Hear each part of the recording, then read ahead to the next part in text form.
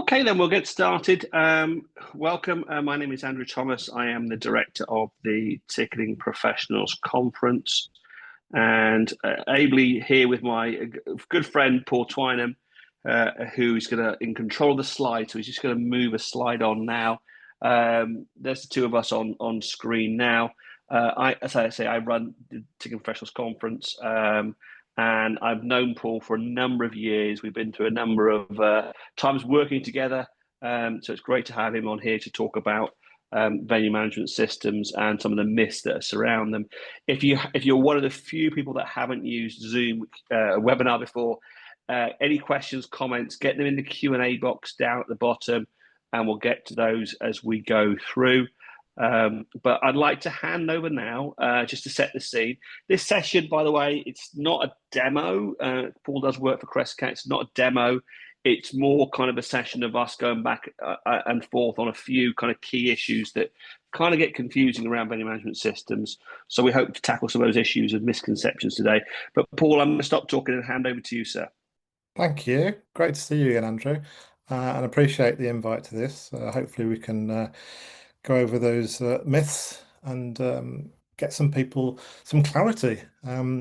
Just a bit about me. If you don't know me, I've worked in the events industry for probably over 25 years, and in venue management. So I'm familiar with the sort of pains that people go through, and I've worked with systems as well. So hopefully we can have a good session here today. So the myths, what are they? Let's have a look. I won't read them out to you. They're all there. I'm sure you've thought about these as you've considered venue management solutions. Let's go forward. So, what is a venue and event management system? So, ultimately, it's a digital tool, usually based on the web. There may be systems that you have in-house, but mostly they're on the web these days. It's all about streamlining the planning of your events, the scheduling, the coordination. The spaces, if you've got multiple spaces, so that you don't clash events. Resources as well across the venue and the organisation, and of course, importantly, your staff members as well, and making sure they're in the right place at the right time. This is one, the question I put in, Paul, when I was editing the slides, which I really want to get in, Thanks, Andrew. because yeah, and I ask difficult questions, but I so running TPC, which is a kind of complex event, I use Google Sheets, or if you're in the Microsoft Word, Excel, Outlook, all of these I've seen in the past and sometimes do use myself. I Yeah, mean, these webinars, for example, the guest lists and everything else, it runs off a big Google sheet. So the sure. question I kind of want to ask is, isn't really, should we be talking about Excel and Outlook as event management software as well? I mean, those systems are great. They've come a long way over the years. Ultimately, they can get you through things, and they obviously do yourself. But it lacks a certain centralization. It makes it hard to get the full picture on what's happening at a glance. There's no collaboration really in those. If you've got data in there that people can collaborate on, it might get overwritten. There's no automation or workflows. Systems these days have ways and workflows that align with what you're currently doing as part of your operation. Ultimately, it's difficult to share that information. So it might be that you have data in there, but it's hard to get out to other people, vendors, exhibitors, whatever it is that you're dealing with. And of course, scaling. If you get bigger, do those systems become fragile? One wrong cell edit, and you might have lost a lot of information. Whereas if it's in one system and you've got access to documents, etc., it makes an easier time of life.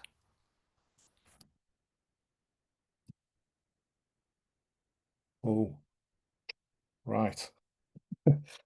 So Should we take a look? As Andrew said, this isn't a demo, but I'm just going to go through some of the interfaces. I'm showing you Crescat, obviously, because I work for Crescat, but other systems are similar and offer similar features.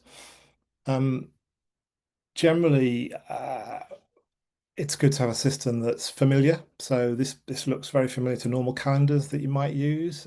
You've got your menu options down the left, and you've got your the ability to see all the events, and you'll see colors on here in our instance where they denote whether it's a concert or a pantomime or a meeting. Lots of various information on those events at a glance, and various filtering options as well. If you want to look at just one room or just um, some events that a project leader is looking after, you can filter all those things and navigate around really easily as well.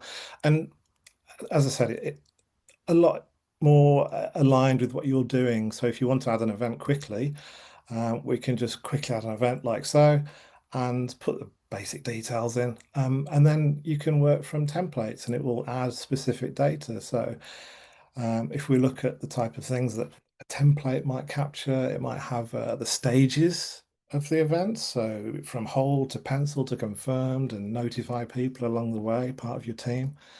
You can have pre-templated shifts in there for certain types of events. So for a conference or a concert or a play. You can also have those shifts up for sale as well. So people can, if you've got a front of house bars team, and you can just send those shifts out. They can apply for those shifts, and it saves you having to manage that process and seeing who's available, etc. Timelines. So really important. The in Outlook, you've just got a start and end time, for instance. Within Crescat, in this case, you've got your what's happening when ultimately as a separate sort of timeline. Um, Other useful tools like checklists, especially if you've got the app as well, you can go around, in this case, opening routines checklist, checking fire exits and making sure things are in place and make comments against those. And it's all audited. That's the key thing. Everything's audited, so you know who's done what, when they've done it. Um, any tech equipment that's needed or hospitality that's needed, those can all be in the system, and you can produce, day sheets that tell you all that information if you need it on paper. But ultimately, if people have got the smartphone or laptop to hand, they can see this information at a glance wherever they are in the world, as long as they've got an internet connection. So, yeah, Paul, can I just yeah, jump in with a question here? Because it's like, sure, this is the one of the things. So when I worked in the venue management space and software, and there's a few yeah. people I can see in the attendees who've maybe had a demo from me in the past of venue Oh management dear. software. But yeah, less said the better. But these systems have so much in that it can be so overwhelming to look at that, to the concept of selling shifts and templates when really I know in my head how my venue works, but to try and get that into actual really documented workflows, that's a big stage. And do you find that sometimes is something that causes kind of friction in the idea of adoption? Yeah, that's actually a really good question. I think it scares people when they see the sort of features that are available. But ultimately, you can take systems one step at a time, implement certain features as you go down that path. If it's just diary management you need, just get a system that will give you diary management and then add on the features as you need them.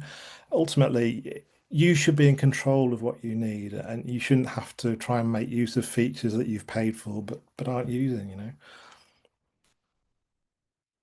Um, there was a basic example there previously of a simple concert, but ultimately, with a system, you can manage various types of events. So, for instance, your case, Andrew, with your conference, we've got an example here on screen where we can see lots of different spaces, different rooms on one date, and you can apply slots. So where you need sessions to happen, and then fill those sessions in with the speakers of those sessions at a later date as you book those people. So a very flexible way of managing and scheduling people, and then moving them around if you need to.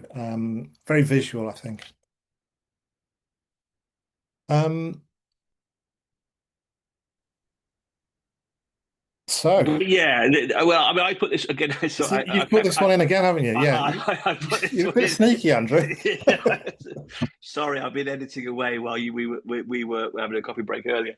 And it also it makes it less of a kind of year a bit of backwards and forth. No, it's fine. It's But fine. again, it's my dismissive nature somewhat is that we can always look at the bells and whistles, but Hmm. really, what are the things that automatically should say to a venue, this is wrong for it. It's always easy to say what's right for us, but what's wrong? Sure. When is a venue management not right for an organization? Yeah, it's a good question, but I think it's probably obvious. I think where you've got the scenario where you're maybe one person looking after a community hall that's got, a photography session on at 7 o'clock on a Monday, and then a bit of ballroom dancing on a Friday, a tea dance perhaps. Um, you've got to do the locking up, you've got to do the diary. It, you can manage that on your own. It's really when you start to expand ultimately. You might have extremely limited budgets as well. So, why be paying for a system when it's fully manageable, as we said before, in something like Outlook? Um, if you haven't got many events on throughout the year, again, there's no point in investing in something that's going to just be a glorified calendar. It's not what you So, need. it's a capacity, and Yeah, like how absolutely. much you're Yeah. being stretched and Mhm. simplicity. All right. So the other one, which was in there already, which I flipped. So this is a flip of the next one, which was actually so Ah. when what I mean, you can obviously invert the answer there. So complexity or busyness, but what are the things that make, in your view, it right? It really makes sense to have venue management. Yeah, weirdly, I have a slide after this that will sort of explain that. But yeah, to answer this question, it's about the size of the venue, how many rooms you've got. If you're juggling spaces constantly, it's going to help in that respect because there are routines in the systems to check for clashes. If you put an event, try and put an event next to one that might be noisy or something, it makes sense to have that sort of notification there at least to say, look, hey, do you really want to book this here? There's a rock metal band next door and you want to put poetry on. Ultimately, when you've got a bigger team, of course, as well, multiple members of the team. A lot of us work from home these days, so it's having that 24/7 access to a system like this is fundamental in this day and age. The tech manager might be off one day, but he needs to check in on something. It just makes sense to have that. If you've got external bookings, hirers, etc., they might want to access a form they can fill in to request an event, for instance, which you can do in Crestcat, and you get all their details straight into the system. So it makes sense for those constant bookings. And a lot of venues are on the phone taking bookings all day, but they really need to be running the venue. Obviously, they need bookings, but if they've got an automated system like that, then it really helps. Well, I mean, it reminds me of a guy called Damien Vincent who's moved out of the sector now, but he was at a Oh, yeah, venue Damien, yeah. and yeah, and he said to me once, this a couple of years ago, about external hires, and he put forward the notion that with external hire inquiries, that the first venue to say yes, we can do it, and yes, this is the price, and send them the contract gets the booking. Yeah, And at a time when so many arts and culture organisations are stretched financially, making those two extra hires, three extra hires a month, let alone a week, could have a huge impact on an organisation. absolutely, yeah. And I mean, as you know, I worked in more of the live sector. And if you didn't have your diary to hand when a promoter rang you, you might lose a show, and that could cost you thousands of tens of thousands of pounds. So having availability of the diary, having access to information, and as you said, the ability. I mean, in Crescat, you can share your calendar privately with someone so they can see what you've got available and they can book it straight from there. So, these sorts of functionalities really make sense across bigger venues, and you don't want to be wasting your time on admin when a system can do it for you, really. And of course, it's scalable, as your business grows, the system is there for you. So you're going to go on now to talk about some of those different types of venues. I think we hit upon Yeah, them there with, I mean, you obviously saw that I put those there, so that's a good question to lead into that. Thank you. Yeah, so in my opinion, generally, I think the types of venues or organisations that need a system, as you can see there, theatres, concert halls, they've got to manage performances and rehearsals, production schedules, staffing, artists, performers. It can all be done within systems. And art centres, community venues, okay, they might be small, but they might have multiple spaces in terms of the size of the venue. But they'll be doing workshops and hires and regular meetings, perhaps, or community meetings across those. Of course, festivals and outdoor sites. There's a lot of production that goes into those and dealing with vendors and external parties, the staffing, the volunteer side of it. It's a big, complex operation. The same with conferences. I mean, you know about that. It's managing those bookings. It's putting those floor plans into the system. It's about the communication with clients and exhibitors and the venue. It all makes sense for it to be in one place. Even universities and schools. So a lot of them have theatres or performances, but certainly lecture halls, and they can make use of the system, a system like Crescat, for instance, for space allocation and allowing access to people to look at certain spaces if they want to book it. So student unions, perhaps, etc. Museums and galleries. Sometimes people think, oh, is that a venue? Yes, they do hires, they do tours, they do school trips. There's lots of organization that goes on within museums and galleries. And private hires is a big part of their business, as I'm sure everyone might be aware. And of course, there's the civic and council-run venues as well. They're more about the stats and tracking the usage and community bookings and the audience profiles. And yeah, it's of course tracking that revenue as well and seeing what money they're getting from a particular space or venue. So yeah, hopefully that gives you an insight to my thoughts on the types of venues anyway. and this is one that, I mean, we're obviously living in an age, especially in maybe non-profit culture and arts, of restricted budgets, and even in the commercial sector, we're seeing this as well. But one of the that kind of leads to this one, which is I constantly hear about technology projects or any project that isn't business as usual operations, which is I have no time to do anything. We'll talk about the project in a minute, but kind of like I just don't have time to be copying and pasting into yet another system. And why can't I just send them a mail with the contract or mail with the diary dates? Why? What? How do you come around that? Yeah, I think going back to the thought of it's you've got a one-stop solution ultimately. You've got all your information in one place. You know where it's going to be. Your team know where it's going to be. It's yes, you can email people those documents, but lose track of those documents. You delete an email. Where's it gone? You need that information in one place all the time and for others to see as well. It's not just about you, it's about your team and about the collaborative side of things. And there we go. Thank you. I like the way you're prompting my next slides, Andrew. Yeah, so Andrew's led me nicely to the collaboration point.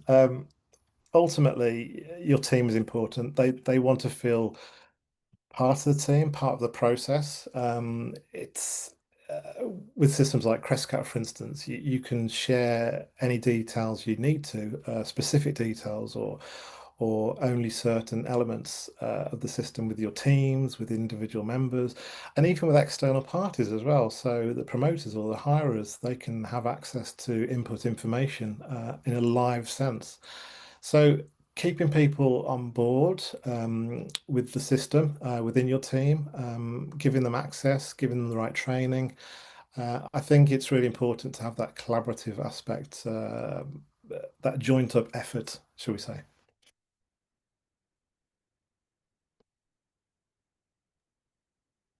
Yeah, another one from me, which is about integrations, which is it's great that this system collaborates, but other people, other departments. If I'm a venue planner or ops manager, this is my primary system. But obviously, Yeah.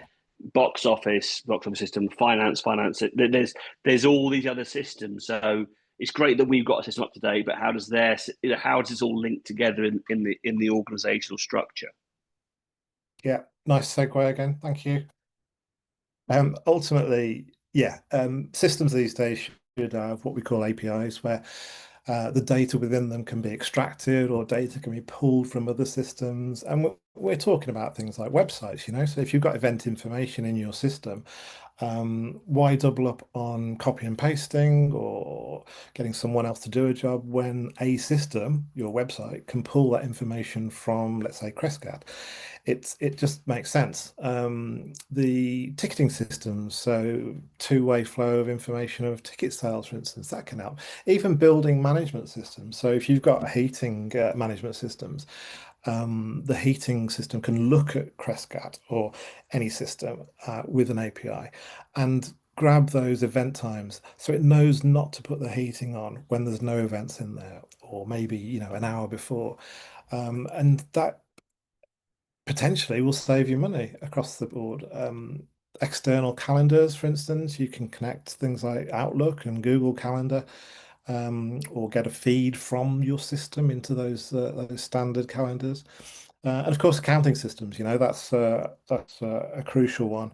Once the invoice is created or the financial details are created in the system, they can be exported to accounting systems. Sometimes that's an import on there. Sometimes it's automated. It just depends which systems they are. So there's lots of ways you can get that data out. And again, going back to the start of this, because it's all in one place, all that information is in one place.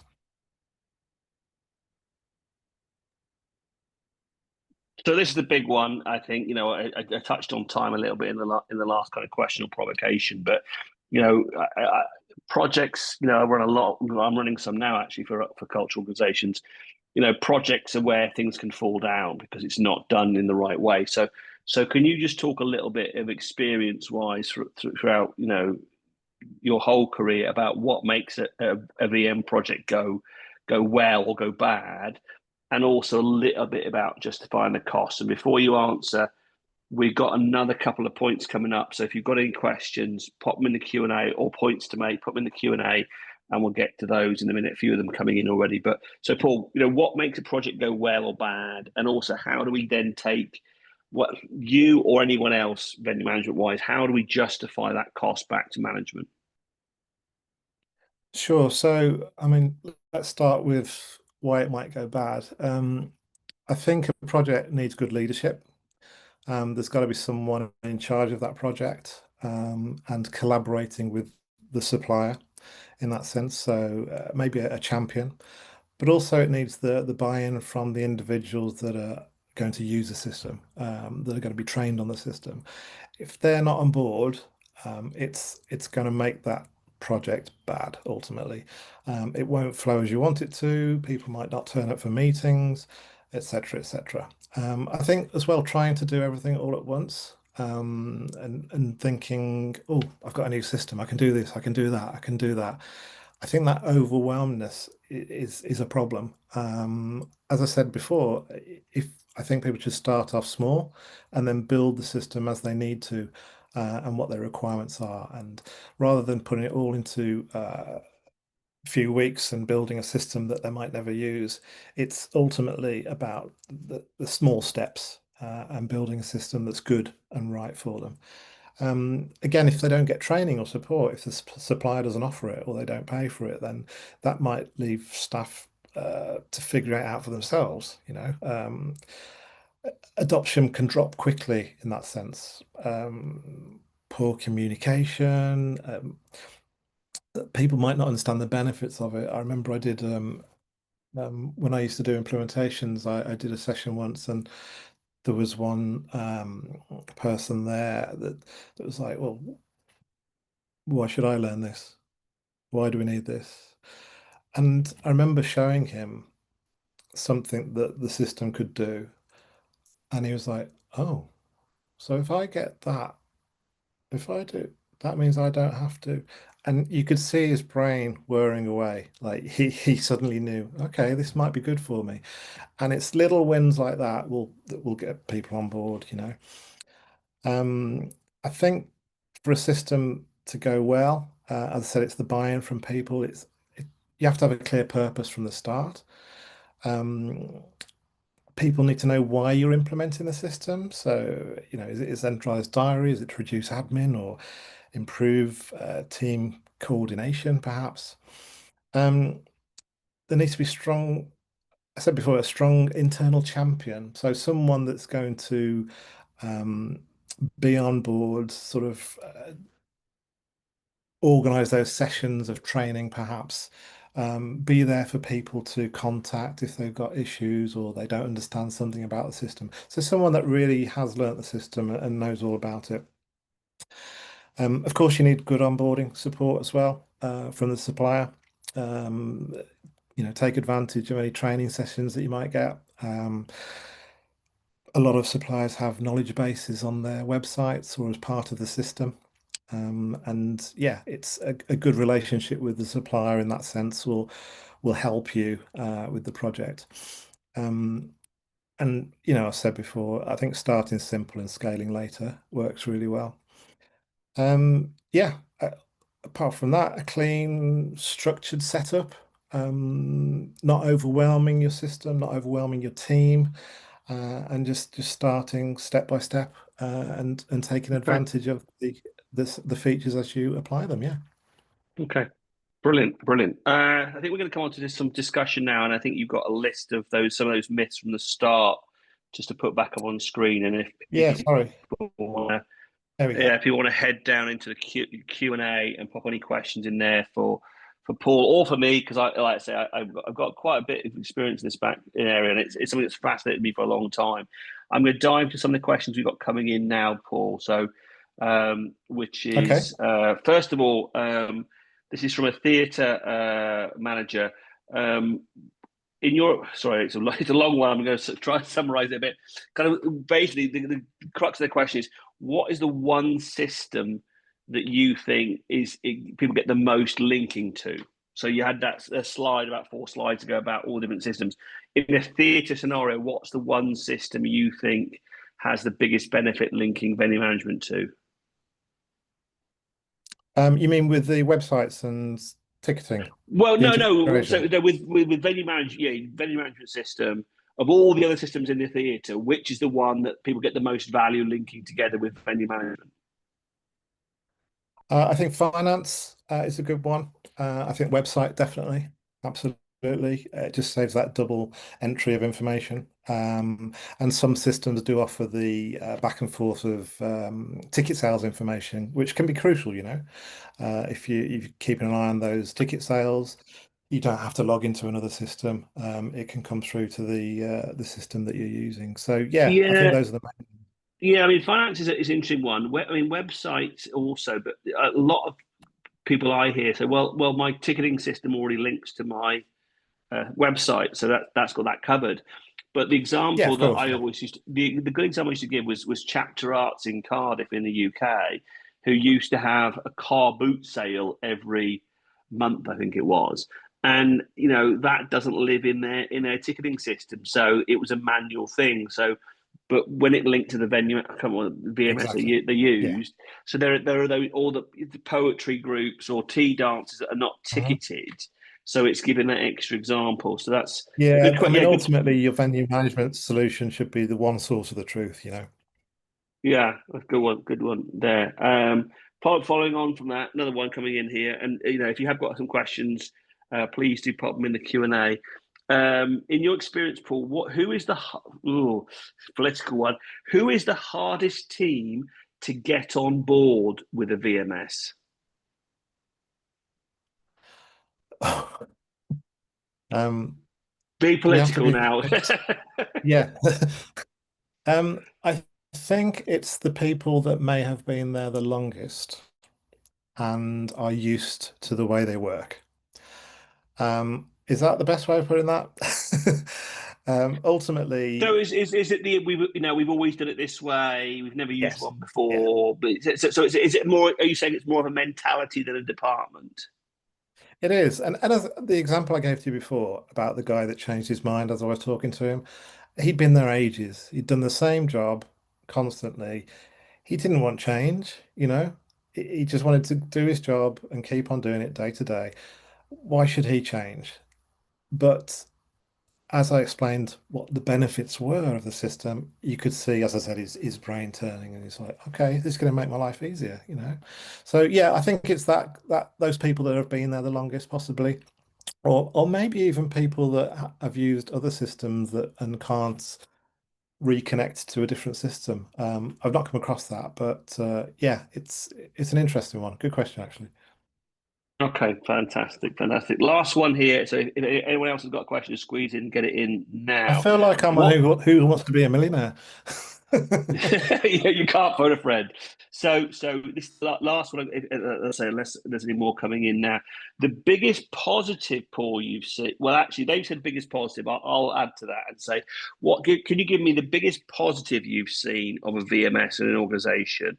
But also maybe a bit, I love to look at the negatives as well. But like, what's the negative to avoid, and what's the positive to try and strive for that you've seen in implementation of VMSs? Specifically in the implementation, do you mean? Well, just generally, not so much the implement, but like after someone's implemented it, can you give me an example of a real positive that you've seen? Yeah, I think people suddenly realize that they can capture information that they weren't capturing before, and they can report on that. You know, Arts Council need information, so they can have those fields in their system to capture the information at the point of the event input or the event post-event. You know, it's all about reporting. They can produce contracts straight from the system. So it's reducing that time, the admin time. It's the document storage. It's the fact that, I mean, when I was venue management, we had folders for each event in a filing cabinet. You know, that's how it worked. So if tech wanted to get information, they would have to walk all the way across the venue to my office, get the folder out, find the folder first, get the folder out, and see if the information was in there. Whereas that could happen in seconds, you know, with a system. So it's definitely the time saving that's going to be the big difference, and the reduction of admin. Absolutely. That's really great. Thank you very much for that. Well, I think you're going to pop some of your contact details up on the screen now. Thanks a lot for Yeah. everyone for attending. Thank you for the questions that come in. But Paul, thanks for finding the time to share some of that detail with us on venue management systems. We do have one more TPT webinar on Tuesday about upgrades, airline upgrades, and how that model applies to theatre and cultural organisations. But it just takes me to thank Paul for his participation, and to thank you all for attending, and hope you have a great rest of your day. Thanks, Andrew. Thanks, everybody. Get in touch if you need any help on this subject.